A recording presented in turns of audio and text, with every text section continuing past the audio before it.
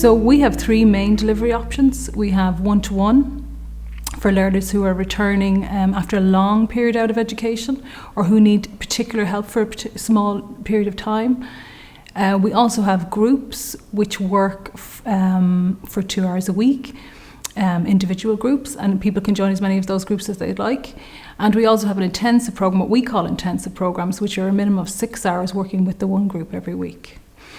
I suppose the benefits of the one-to-one continues to be the idea that it's a safe re-entry into literacy education, that the learner has the chance to discuss their previous experiences with their tutor and alleviate some of the fears they have on returning to education.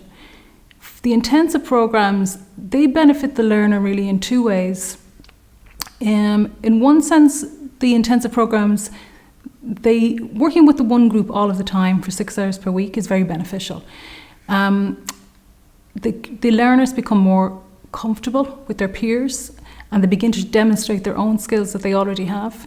So the sense, what happens sometimes in the intensive programs is the learner gets very quickly a sense that they too are proactive in their learning, that they're not only reliant on the tutor to learn.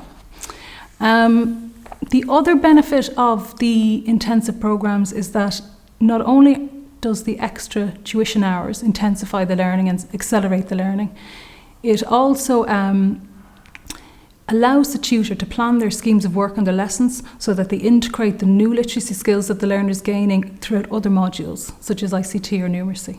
There was also a need to consider the fact that intensive delivery might be more demanding for learners, and to think about that in the design of the course and ensuring that the structure was clear, that it was well organised, because the pace is faster. If any learners did have to miss a day or a section of the course for any reason, it was important to have the resources there so that learners could catch up easily and they knew what they'd missed, because it is a bit different learning something on a more intensive basis. When you're designing the course and when you're recruiting learners to the course, it's important to find out about the learners' situation and their motivations. So we know that intensive provision can be really beneficial in equipping learners with the skills to get where they want to go more quickly than a traditional course might do.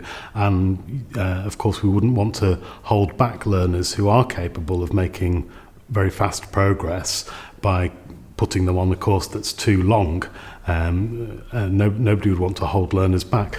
But on the other hand, it can be the case that for the less confident learners, perhaps learners who have lower levels of skills, at the very lowest level, that more intensive provision can be a bit of a barrier. So if the course is too intensive, it can be too demanding on learners. So it's about striking that balance